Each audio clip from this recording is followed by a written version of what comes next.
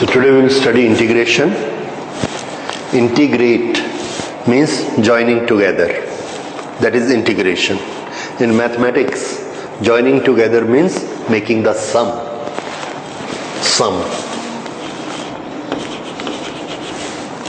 Okay. So making the sum of certain quantities. There is a special thing about these quantities. ये कौन सी quantities हैं जिनका हम सम करते हैं और इंटीग्रेशन का मेथड लगाते हैं.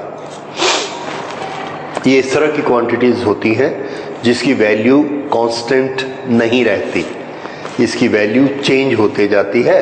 सो वी कॉल देम वेरिएबल्स. दो तरह की फिजिकल क्वांटिटी, दो तरह की क्वांटिटीज होती हैं. One is constant and one is variable. Okay, जैसे हमने एक स्प्रिंग को दबाया तो दबाने में हम दो चीजों की बात करते हैं. एक एक्स, जो ये स्प्रिंग ऐसा दबता जाता है, 1 centimetre, 2 centimetre, 3 centimetre, x goes on increasing. दूसरी चीज, यहां पर मैंने पहले फोर्स लगाया तो सिर्फ 5 न्यूटन फोर्स लगा, 5 न्यूटन. अब ये स्प्रिंग टाइट हो गया. अगर ये टाइट हो गया तो क्या 5 न्यूटन लगेगा? नहीं. जैसे ही x की वैल्यू और बढ़ी, मैं क्या देख रहा हूं, फोर्स भी बढ़ गया.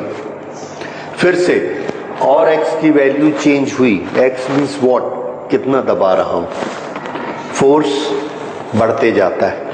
सो when I am changing x, the force is also changing. So in this process there are two quantities.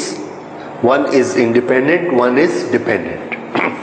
Independently कौन इंक्रीज हो रहा है? x. और उस पर डिपेंड कौन करता है? फोर्स.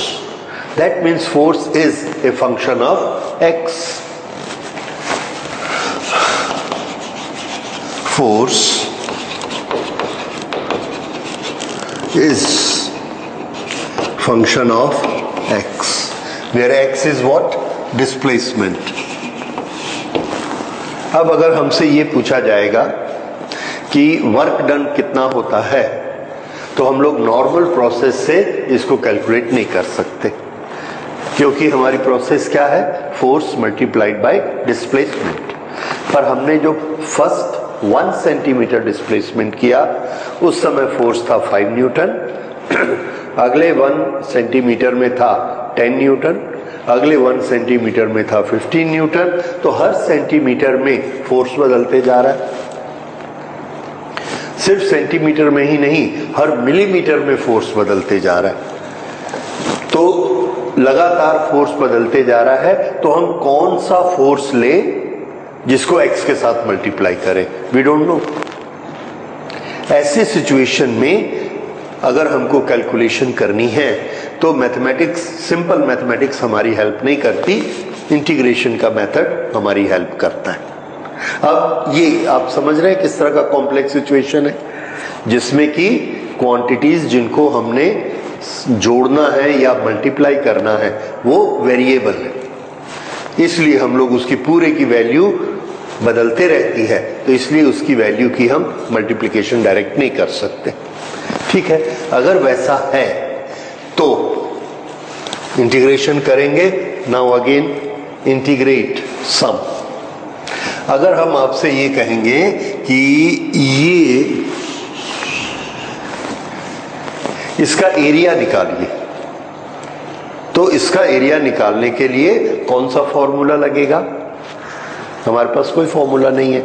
हमारे जो फॉर्मूलाज हैं वो रेक्टेंगल, ट्रायंगल, सर्कल, इन सब के लिए है.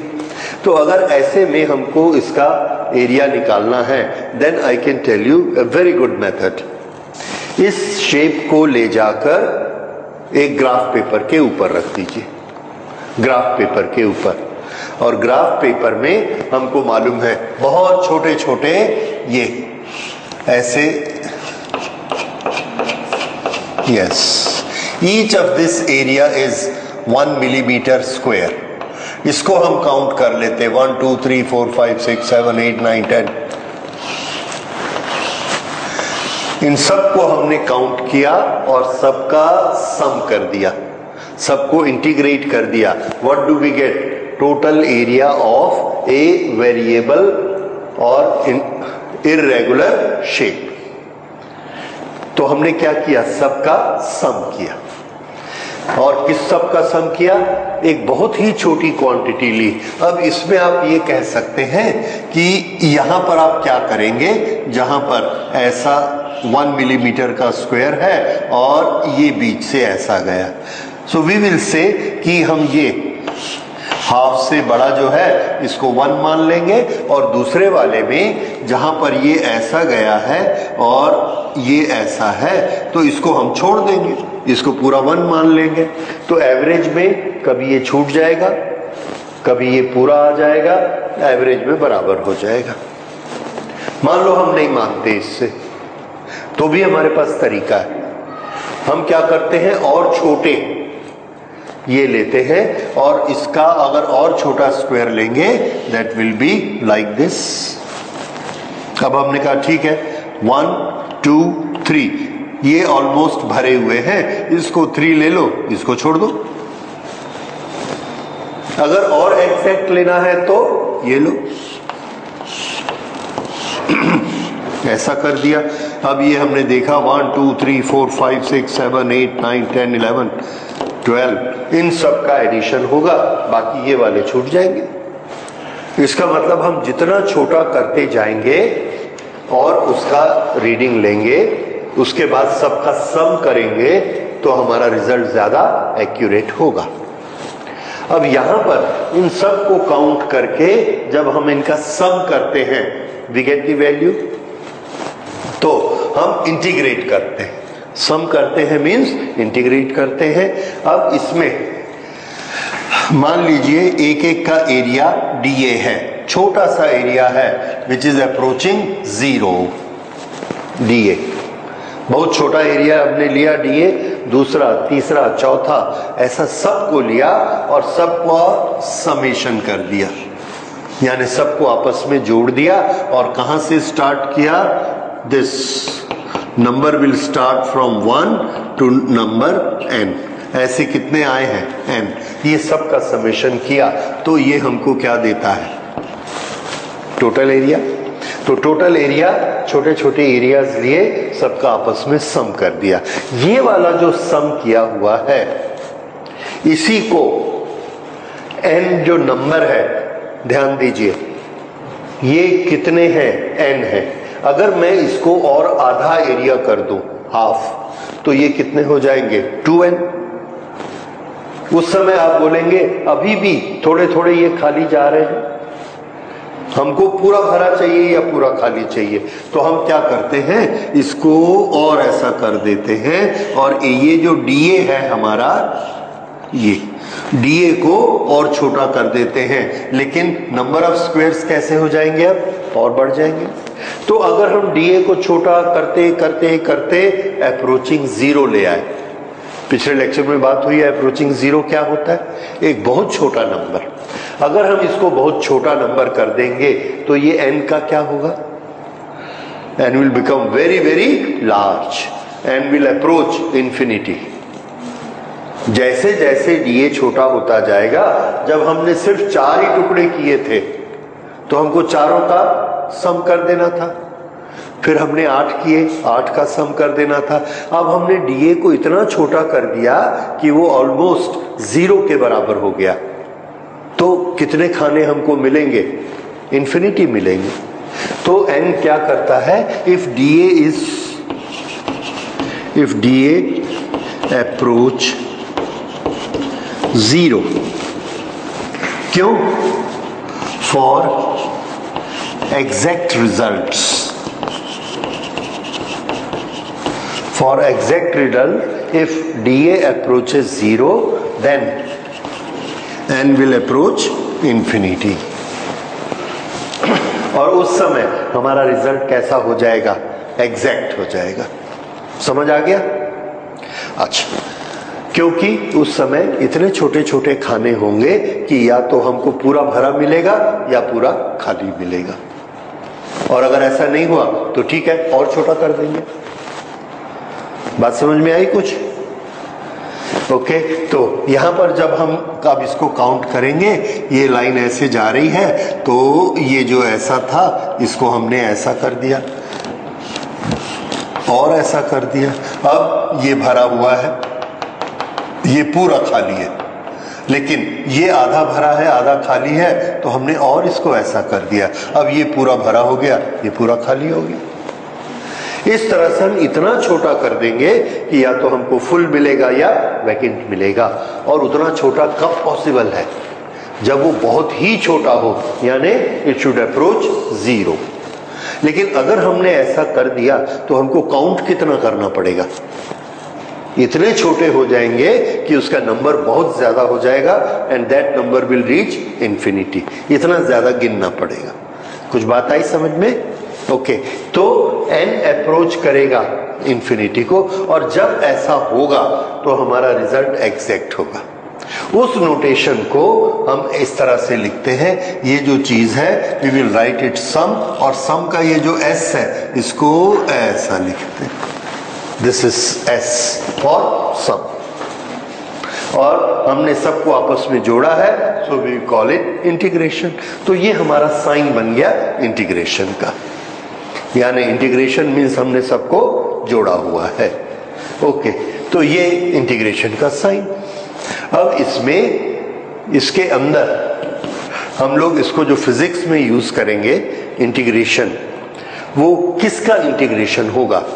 तो इंटीग्रेशन की जरूरत ही कब पड़ेगी? जब दो क्वांटिटीज आपस में लगातार बदल रही हैं। जैसे एरिया में लेंथ और विड्थ दोनों बदलते जा रहे हैं, ठीक है, ऐसा फोर्स और डिस्प्लेसमेंट लगातार बदलते जा रहा है। अब इसके बेसिस पर आपको मैं इंटीग्रेशन एक्सप्लेन करूंगा। Force in spring, force is function of displacement. अगर हम इसका ग्राफ बनाएंगे, ये y एक्सिस पे हमने दिया फोर्स F, और x एक्सिस पे दिया डिस्प्लेसमेंट x। यहां पर जब हमने डिस्प्लेसमेंट 0 रखा तो कोई फोर्स नहीं लग रहा था। जब उसको 1 सेंटीमीटर दबाया, 1 सेंटीमीटर दबाया तो हमको इतना फोर्स लग रहा था, इतना। तो ये हमने इसका एक पॉइंट बनाया। और जब 2 सेंटीमीटर दबा दिया, 2 centimetre, then we see the force has increased. तो ये जो फोर्स इंक्रीज हो गया, ये इसको हमने यहां लिख कर दिया समवेयर हियर। 3, 4 इतना फोर्स लगा, 5 इतना फोर्स लगा। तो हमने क्या देखा कि ये जो हमारा ग्राफ है ऐसा चला, लाइक दिस। शुरू में फोर्स ज्यादा लगा, बाद में फोर्स थोड़ा सा कम लगा, 1-1 सेंटीमीटर कर रहे हैं। ऐसा भी हो सकता है, या जैसा स्प्रिंग होगा, this I should take as okay, नहीं, फोर्स और जो नॉर्मल हमारे स्प्रिंग होते हैं उनमें क्या होता है, force is proportionate to displacement. अगर ये प्रोपोर्शनेट टू डिस्प्लेसमेंट है, then we get it like this, ठीक है। अच्छा, लेकिन अगर हमने कोई ऐसा स्प्रिंग लिया जिसमें कुछ प्रॉब्लम है, या उसमें फोर्स हमको अलग अलग तरीके से बढ़ते चला जाता है, then we may get a graph like this. अब अगर हमको इसमें वर्क डन निकालना है, फोर्स डिस्प्लेसमेंट, अगर हमको वर्क डन निकालना है और ये स्ट्रेट लाइन नहीं है, यहाँ पर वर्क डन निकालना बहुत आसान है। हमने पूछा कि जब हमने 2 सेंटीमीटर पे दबाया हुआ था और जब 4 सेंटीमीटर तक दबा दिया, when we have pressed it from 2 to 4 centimeter, how much work is done? Answer, this is the work done. Why? Work का फॉर्मूला क्या है? Force multiplied by distance. Force is represented by dy and distance is represented by dx. So dy multiplied by dx is the work done. But here dy into dx is the area. Therefore area is work done. ये formula हमको मालूम है, लेकिन हमने जब इसका area निकालना है तो इस एरिया में देखिए हम कौन सा फॉर्मूला लगाएंगे, विल इट बी रेक्टेंगल और will it be triangle, rectangle या ट्रायंगल? तो आंसर है कि दोनों नहीं लगेंगे। क्यों? ये ऐसी शेप है, तो इसके लिए हमको एक तरीका मालूम है। हमने क्या किया, देखिए यहां पर ये यहां से एक्स एक्सिस पर एक बहुत छोटा सा डिस्टेंस लिया, ये वाला distance, and this distance is dx। ये कितना चौड़ा है? dx। अगर इसकी चौड़ाई dx है और ये dx जो है दिस इज वेरी स्मॉल, हमको मालूम है dx कब बोलते हैं, when x is approaching 0। Okay, इतना छोटा ये है और यहां से हमने एक लाइन ऐसे खींच दी, तो ये इतना छोटा है कि इन दोनों की हाइट में कोई डिफरेंस नहीं आएगा। अभी क्यों डिफरेंस दिख रहा है? क्योंकि ये बहुत बड़ा है, डायग्राम के लिए हमने बनाया। बेसिकली ये बहुत छोटा होता है तो इनमें कोई हाइट में डिफरेंस नहीं आता, और ये जो हाइट है ये हाइट किसकी है? फोर्स। ये फोर्स के साथ में हमने इस dx को मल्टीप्लाई किया, फिर से ये force multiplied by dx, y multiplied by dx, that gives this area. ठीक है, तो ये जो छोटा सा एरिया हमको मिला dA, फॉर्मूला क्या है? F into dx। अब इसके बाद हमने इससे अगला वाला रेक्टेंगल बनाया, फिर से एक dx लिया और यहां से ऐसे लाइन खींची।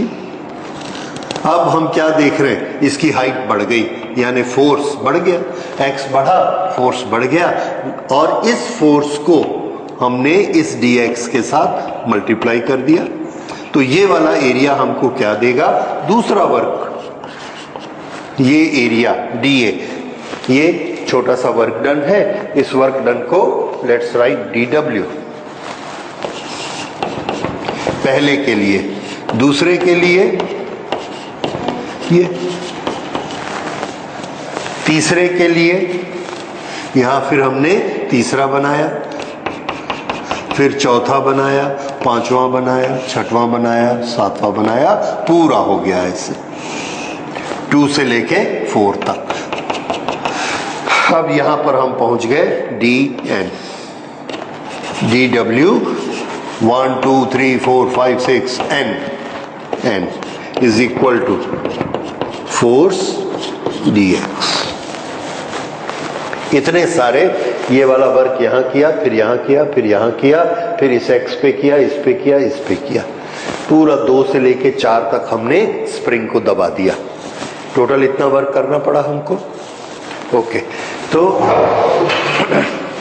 हाँ, टोटल इतना वर्क करना पड़ा, तो इस पूरे का टोटल ऐसे लिखेंगे।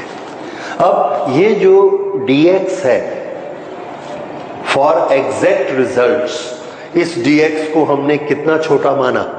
अप्रोचिंग 0। तो ये कितने टुकड़े हो गए? इनफाइनाइट टुकड़े हो गए। तो n की वैल्यू क्या हो गई? इनफाइनाइट। तब हम जो ये समेशन करेंगे, उस समेशन की जगह हम क्या यूज करेंगे? इंटीग्रेशन। समझ आया? तो ये dx हमने बहुत छोटे छोटे किए हैं, तो अब इसका फॉर्मूला क्या बनेगा? Work done is equal to summation of all the small works done, और एक स्मॉल वर्क का फॉर्मूला क्या है? F dx, जिसमें F क्या है? Force. No, it's not constant. यही हमको याद रखना है। याद रखिए, यहां पर पहली बार जब हमने dx किया था तो F इतना था, दूसरी बार जब dx लिया तो F इतना था, 8वीं बार जब dx लिया तो F इतना हो गया था। ये 5 न्यूटन, 6 न्यूटन, 7।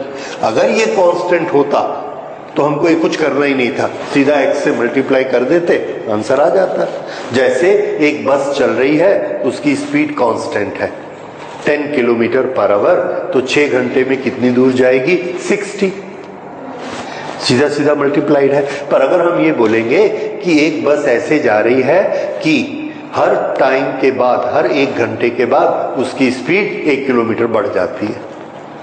अब आपको मालूम नहीं 10 से मल्टीप्लाई करूं, 11 से करूं, 12 से करूं, 13 से करूं, किससे करूं, है ना? तो वो कैसी हो गई वेलोसिटी? वेरिएबल। तो यहां पर फोर्स कैसा है?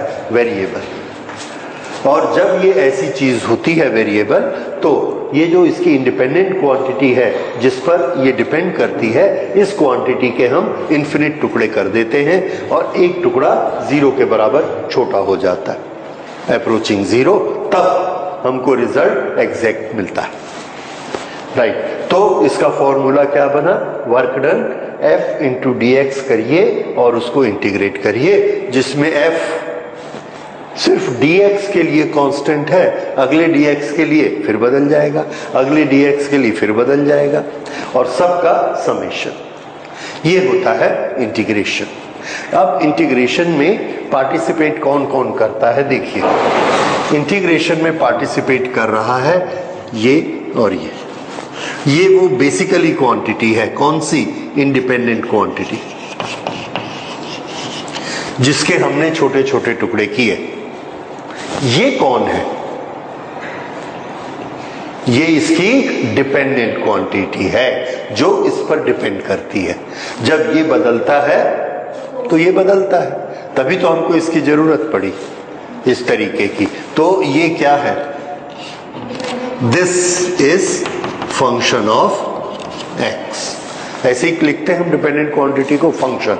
तो ये हमने किसके टुकड़े किए? एक्स के टुकड़े किए। ये क्वांटिटी कौन सी होनी चाहिए? एक्स का ही फंक्शन होना चाहिए, तब ये जो मल्टीप्लिकेशन है उसमें इंटीग्रेशन लगेगा, नहीं तो नहीं लगेगा। जैसे डिफरेंशिएशन में आप d by D Z of x square कितना होगा? नहीं, देखो आप इसका रटा हुआ आंसर क्या देते हैं? 2x। लेकिन आप ये भूल गए कि एक्स स्क्वायर का डिफरेंशिएशन किसके रिस्पेक्ट में कर रहे हैं? हाँ, यहां क्या लिखा है? z है, और z तो इसको पहचानता नहीं, इसलिए z चूंकि इसको नहीं पहचानता है, इसके लिए ये कांस्टेंट है। तो इसका आंसर क्या आ जाएगा? क्योंकि नॉट दिस, क्योंकि कोई भी differentiation with respect to a constant is 0। या अगर ये z किसी x का फंक्शन होगा बाय चांस, तो फिर हम फंक्शन ऑफ ए फंक्शन का फॉर्मूला लगा लेंगे। तो याद रखिए ऐसा होगा। पर अगर ये है, ऐसा आ जाएगा। समझ में आया? तो डिफरेंशिएशन में हमने देखा, डिफरेंशिएशन किसका होता है? फंक्शन का, हमेशा फंक्शन का। इसी तरह से अब इस चीज को मैं ऐसे लिखता हूं, if y is a function of x, तो डिफरेंशिएशन क्या होगा? dy by d x is equal to d of function of x upon dx। ठीक है, ये होगा। तो ये डिफरेंशिएशन हुआ। अच्छा, अब अगर हमको इसमें y की वैल्यू चाहिए, तो हम कैसे निकालेंगे? तो y की वैल्यू निकालने के लिए हम क्या करते हैं कि dy is equal to function of x into dx। और नहीं, उसको मैं दूसरे तरीके से आपको समझाता हूं, वो ज्यादा अच्छा रहेगा। देखिए, d by d x of x to the power n is equal to n into x to the power n minus 1। ऐसा होता है। ओके, तो dx to the power n is equal to n times x n minus 1 into dx। ये क्या चीज है? This is function of x। Okay, तो जो छोटा सा x की पावर n में छोटा सा चेंज हुआ वो इस पूरे एक्सप्रेशन के बराबर है। अगर पूरा x बाई n हमको लेना है तो ये किसके बराबर होगा? इसको हमको इंटीग्रेट करना पड़ेगा। x बाई n, इसकी छोटी छोटी छोटी वैल्यूज को सबको क्या कर देंगे? आपस में सम कर देंगे। तो x to the power n किसके बराबर हुआ? Integration of dx to the power n। अब dx to the power n खुद किसके बराबर है? x to the power n minus 1 into dx। तो ये क्या चीज है? This is a function of x, so this is equal to a function of x into dx का इंटीग्रेशन। ये हमको ये क्वांटिटी देता है। फिर से, तो अगर हमको एक क्वांटिटी का पता लगाना है तो हमारे पास दो क्वांटिटी का मल्टीप्लिकेशन है और हमको इंटीग्रेशन लगाना है, तो ये इसका फंक्शन होना चाहिए, अदरवाइज हम इंटीग्रेशन अप्लाई नहीं कर सकते। तो इंटीग्रेशन अभी तक हम समझे। इंटीग्रेशन में it is a reverse process of differentiation. अब रिवर्स प्रोसेस ऑफ डिफरेंशिएशन कैसे होती है देखिए, उससे ये हमको और अच्छे से क्लियर से समझ में आता है। Reverse process of differentiation. Differentiation में इट इज ए डिफरेंस, और डिफरेंस के बाद हम क्या करते हैं? डिवीजन। इंटीग्रेशन में इस प्रोसेस को उल्टा कर दीजिए। ये पहले डिवीजन था, तो डिवीजन का उल्टा क्या होगा? समेशन, सम। और डिफरेंस का उल्टा क्या होगा? सॉरी, डिफरेंस नहीं, गलती होगी। डिवीजन का उल्टा क्या होता है? Product, multiplication. प्रोडक्ट। और डिफरेंस का उल्टा ये। तो ये प्रोसेस डिफरेंशिएशन की होती है और ये प्रोसेस इंटीग्रेशन की होती है। तो difference, division, this is what difference and division. इसको हम इस तरह से लिख सकते हैं, dy बाई dx। और dy बाई dx बेसिकली होता क्या है? y2 माइनस y1 का डिफरेंस, x2 माइनस x1 का difference, and this should approach 0। बहुत छोटा, ये x2 minus x1 should approach 0। तब इसको क्या बोलते हैं? डिफरेंशिएशन। इसमें देखिए, प्रोडक्ट एक हमने लिया y which is a function of x। दोनों के लिए y क्या है? Function of x। यहां पर हमने लिया y और उसके साथ मल्टीप्लाई किया dx, और ये क्या बन गया? Product of the two. इस प्रोडक्ट के बहुत सारी वैल्यूज लेके उन सबको हमने क्या कर दिया? समेशन। तो ये dy बाई dx किसका साइन है? डिफरेंशिएशन। और इंटीग्रेशन y dx ये किसका साइन है? इंटीग्रेशन। इसमें कौन सी दो प्रोसेस है? Difference, difference, division. इसमें मल्टीप्लाई, एडिशन। समझ आया? ये प्रोसेस एक दूसरे से उल्टी है। फिजिक्स में जब हम सॉल्यूशन निकालते हैं तो हमको दोनों की जरूरत पड़ती है। जब हमको डिफरेंस को डिवाइड करने की जरूरत पड़ेगी तो हम क्या यूज करेंगे, डिफरेंशिएशन।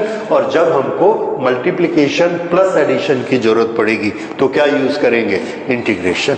ये अभी हम लोग करेंगे एक्सरसाइज में और उसमें देखेंगे कि हमको इनकी जरूरत कैसे पड़ती है। ठीक है, ओके। तो ये हो गया इंटीग्रेशन। अब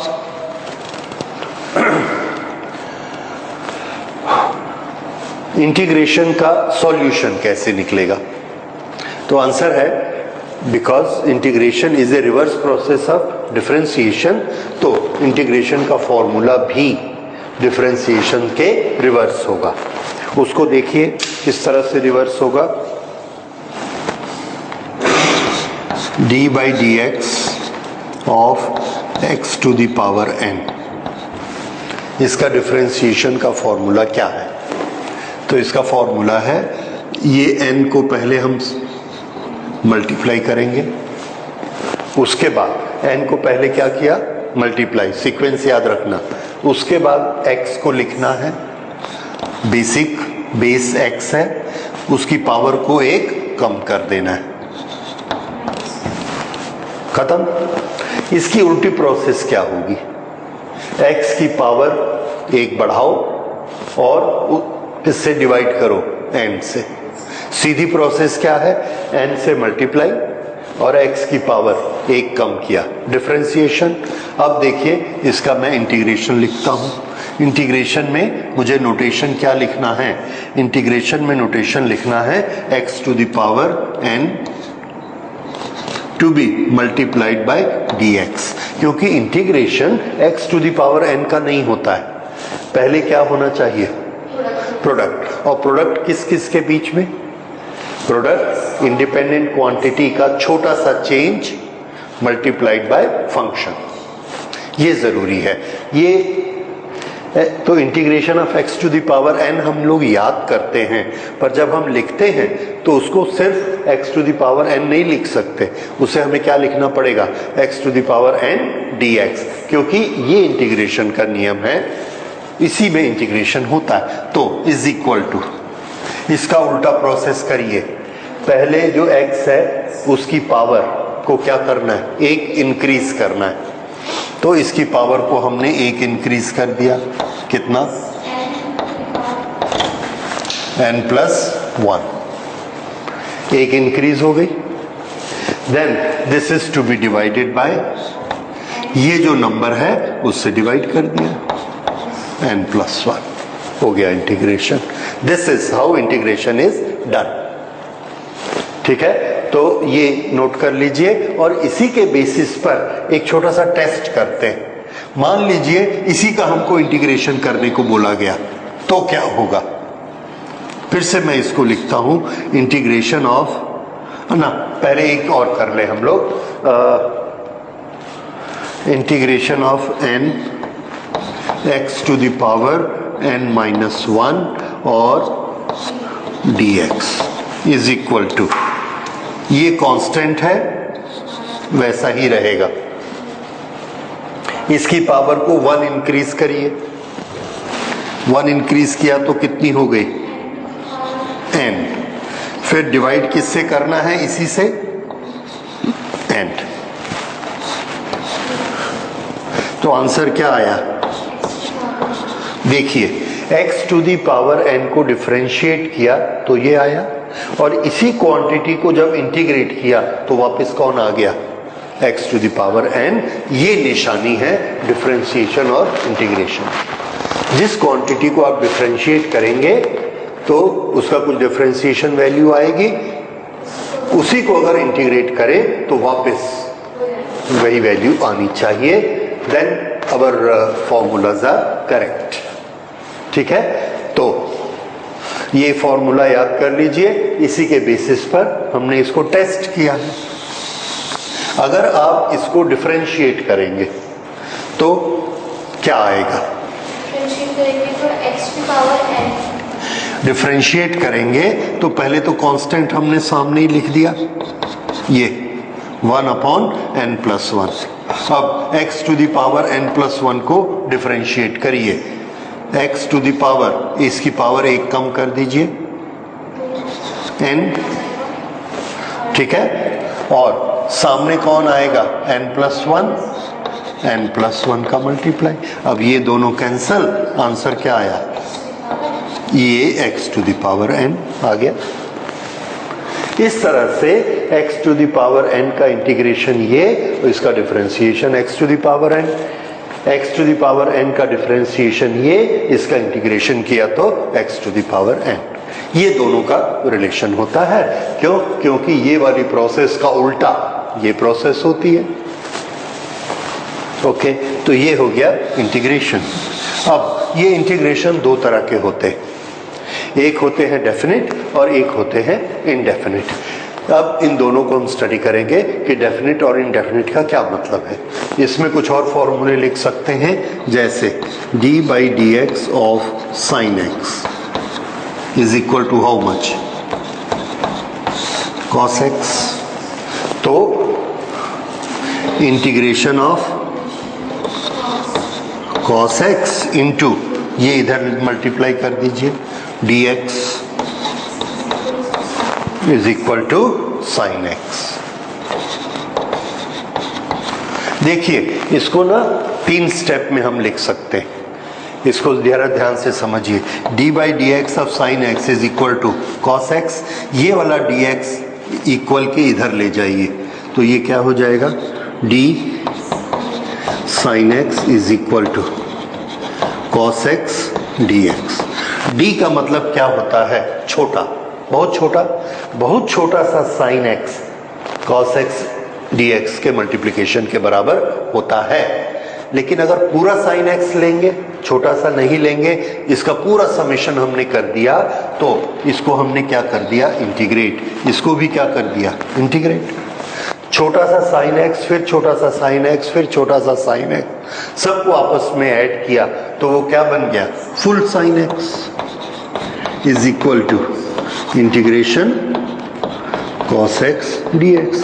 तो इंटीग्रेशन cos x dx क्या हुआ, sin x, वही हमने यहां पे लिखा, ठीक है। तो ये दोनों एक दूसरे के रिवर्स होते हैं। अब एक और फॉर्मूला याद करिए, d/dx ऑफ cos x, ये किसके बराबर होता है,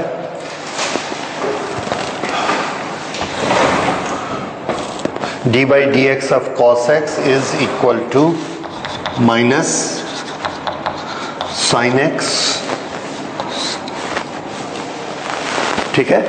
तो इंटीग्रेशन फॉर्मूला क्या होगा, integration of sin x dx is equal to minus cos x। इसमें एक पॉजिटिव है और एक नेगेटिव है, इसलिए एक पॉजिटिव और एक नेगेटिव। तो ये आपको याद रखना है, cos x का sin x, sin x का माइनस cos x। अगर ऐसे नहीं याद रहता है तो डिफरेंशिएशन से याद रखेंगे, d/dx of sin x is cos x, therefore integration of cos x is sin x। ये थोड़े से फॉर्मूलाज हो गए, और अब हम देखते हैं what is definite and indefinite integrals. Integral में जो हम लोग क्वांटिटी ले रहे हैं वो क्वांटिटीज वेरिएबल्स हैं, फंक्शंस हैं, जैसे x² इंटू dx और उसको इंटीग्रेट करना। ये जब हम इंटीग्रेशन करते हैं तो हमको क्या मिलता है, x का फंक्शन x², x का छोटा सा वेरिएशन dx, इन दोनों को हमने मल्टीप्लाई किया और इसकी सारी वैल्यूज के लिए हमने इसको इंटीग्रेट कर दिया, इन्फिनिट वैल्यूज के लिए इंटीग्रेट किया, तो ये हमको मिला। अब इसके इक्वल क्या होगा, बोलिए, ये ऐसा हुआ, x की पावर 1 इंक्रीज करनी है और जो ऊपर आएगा उसको डिनोमिनेटर में ले आना है, तो ये इसकी वैल्यू आ गई। अब ये कितना है, तो ये भी x³ है। ये वैल्यू अगर हमको नंबर में मिल जाए, नंबर में मिल जाए तो हम उसको डेफिनिट वैल्यू कहेंगे। डेफिनिट वैल्यू जैसे 20, 3, 7, 28, ये सब क्या है? Definite values. लेकिन एक्स क्यूब कैसी वैल्यू है? इनडेफिनेट। अगर आप एक्स को 3 रखेंगे तो वो 27 आएगी, और एक्स को 2 रखेंगे तो 8 हो जाएगी। तो ये जो अलजेब्रिक साइन में वेरिएबल्स में हम जो भी वैल्यूज लिखेंगे वो कैसी होंगी? इनडेफिनेट। और जब उसमें नंबर की वैल्यू डाल देंगे तो हमको एक फिक्स नंबर मिलेगा जो ना कम हो सकता है ना ज्यादा, तो उसको क्या बोलेंगे? डेफिनेट। बस। अच्छा, डेफिनेट इंटीग्रेशन और इनडेफिनेट इंटीग्रेशन कहाँ लगते हैं? हमने एक स्प्रिंग को दबाया, उसका एक्स चेंज हो रहा है, हमारा फोर्स भी चेंज हो रहा है, और ये उसका ग्राफ बन गया। किसका? फोर्स और डिस्प्लेसमेंट एक्स। ये एक्स की वैल्यूज 0, 1, 2, 3, 4, 5, 6 इस तरह से। और हम देखते हैं कि हर एक्स के लिए फोर्स की वैल्यू अलग अलग आएगी। So force is a function of x. ये तो हमको समझ में आ गया, force is a function of x. Suppose force का फॉर्मूला है 3x - 2। ये फंक्शन ऑफ एक्स हो गया। ऐसा हो सकता है। अब इसमें फोर्स की वैल्यू कितनी है तो हम नहीं बता सकते। क्यों? क्योंकि हमको x की वैल्यू नहीं मालूम। x की वैल्यू अगर हमने बता दी कि x = 4 है तो फोर्स कितना हो गया? 10। अब ये डेफिनेट हो गया। तो जब वैल्यू रखेंगे तो डेफिनेट, और वैल्यू नहीं रखेंगे तो इनडेफिनेट। और जब वैल्यू नहीं रखते उसकी निशानी क्या है? वो हमको एक रिलेशन के फॉर्म में मिलेगा, एक अलजेब्रिक रिलेशन के फॉर्म में मिलेगा। तो ये एक अलजेब्रिक रिलेशन है।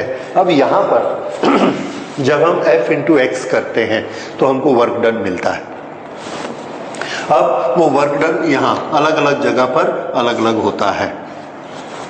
हमने ये बोला कि जब हम स्प्रिंग को दबा रहे हैं तो वर्क डन कितना? हमसे पूछा गया वर्क डन कितना। हमने आंसर क्या दिया? Work done is equal to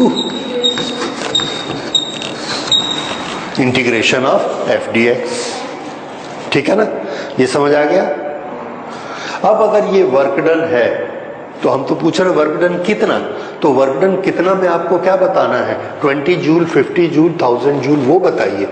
और हम क्या बता रहे हैं? फॉर्मूला जिसमें f किसके बराबर है? 3x - 2। तो ठीक है, 3x - 2 लिख लो। अगर हम इसको 3x - 2 लिख लेंगे, 3x - 2 dx इंटीग्रेशन, तो 3x dx ये आ गया। और हो सकता है कोई कांस्टेंट होगा, इसकी कहानी भी मैं बताऊंगा आपको ऐसे। तो हमने ये निकाल के दे दिया, पर बात अभी भी वही की वही है। कितने जूल काम हुआ नहीं मालूम। क्यों? क्योंकि x नहीं मालूम है ना। तो ये वाला इंटीग्रेशन जो हमने किया, ये जो सॉल्यूशन निकाला, ये सॉल्यूशन डेफिनेट निकला कि इनडेफिनेट निकला? इनडेफिनेट। तो इनडेफिनेट में हमेशा हमको फॉर्मूला ही मिलेगा, x के फॉर्म में ही मिलेगा। ठीक। अब डेफिनेट क्या होता है? डेफिनेट की सिचुएशन देखिए और सॉल्यूशन देखिए। डेफिनेट में ये होता है, हमसे ये पूछा गया कि जब हमने इस स्प्रिंग को दबाया, उस पे हमने वर्क किया, और पहले हम उसको दबा के लाए 2 पर, इतना फोर्स लगा हुआ था। फिर 2 से और दबा के हमने डिस्प्लेसमेंट 5 कर दिया, 2 से दबाकर 5 कर दिया। तो हमने कितना वर्क डन किया?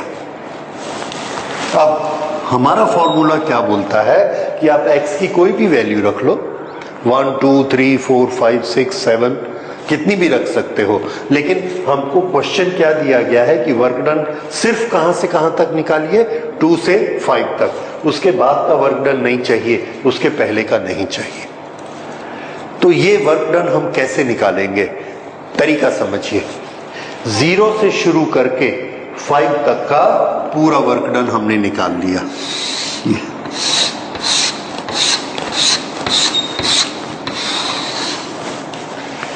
पूरा वर्क डन आ गया। इसको हम कैसे कर सकते हैं, x की वैल्यू क्या रख देंगे, अगर हम वहां पर x की वैल्यू 5 रख दें तो हमको क्या मिल जाएगा, वर्क डन अप टू 5। ठीक, अब उसके बाद फिर से हम x की वैल्यू 2 रखते हैं, अब हमको क्या मिलेगा, work done up to 2 only.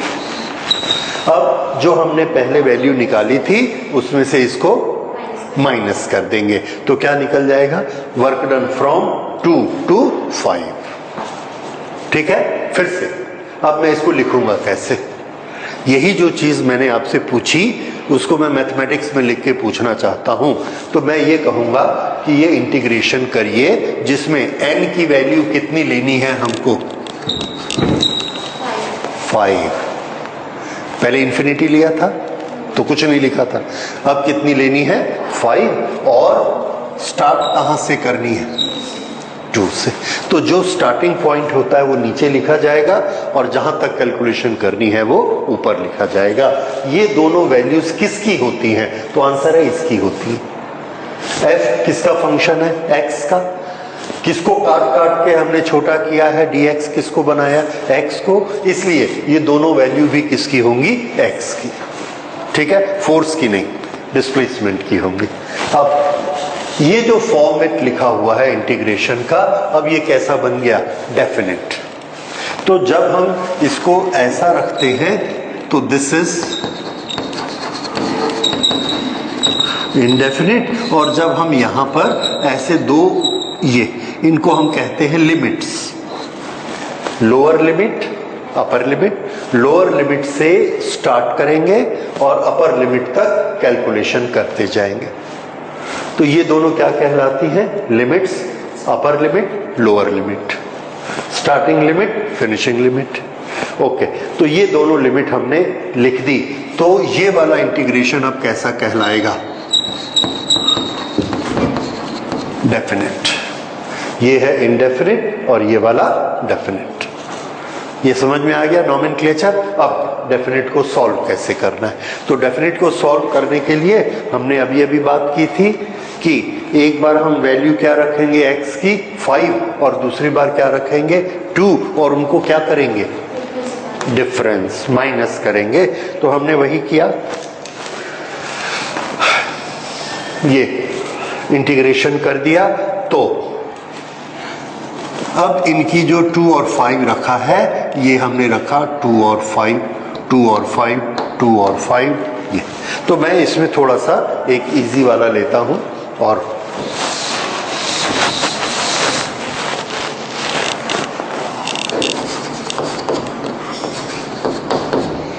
let f is equal to 3x square.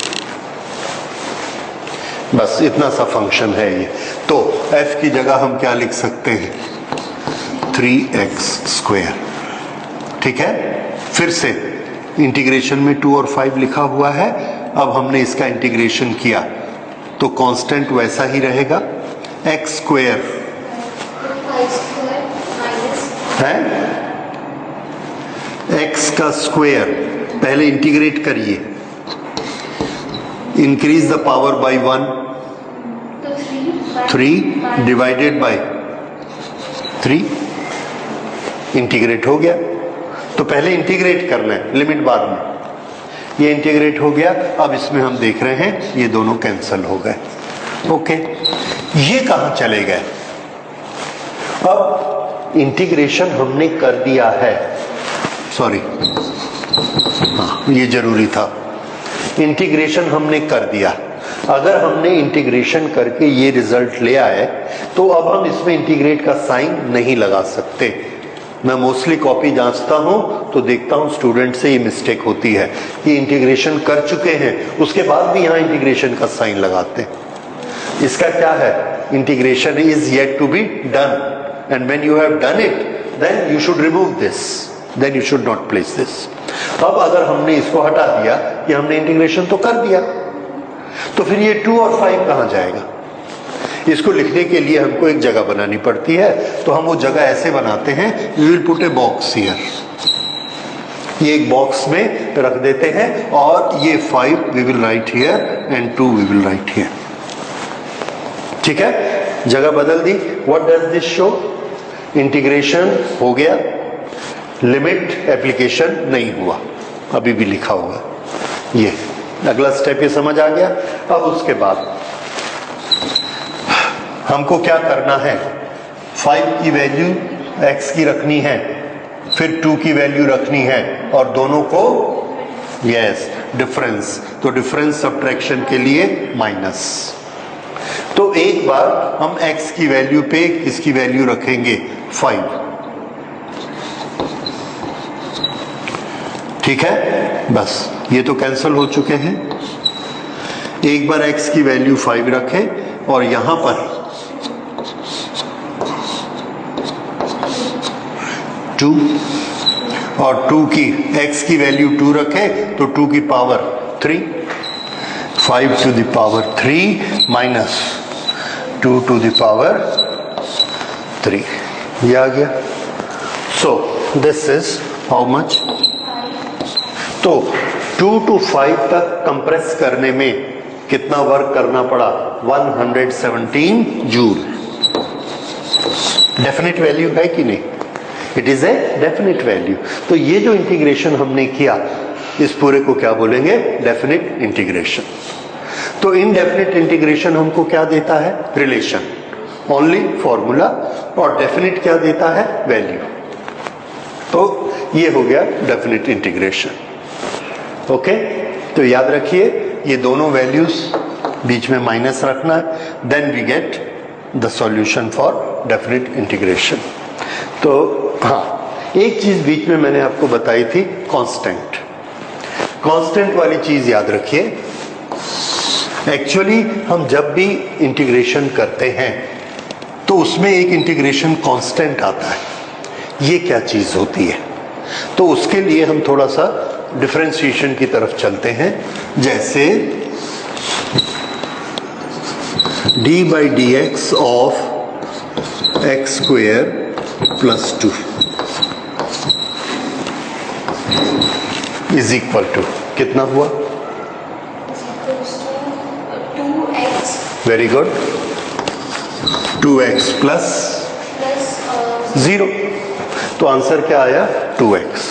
अब हमने इस dx को इधर मल्टीप्लाई किया और इंटीग्रेट कर दिया, 2x dx, और इसको इंटीग्रेट किया, तो यही वापस आ जाना चाहिए।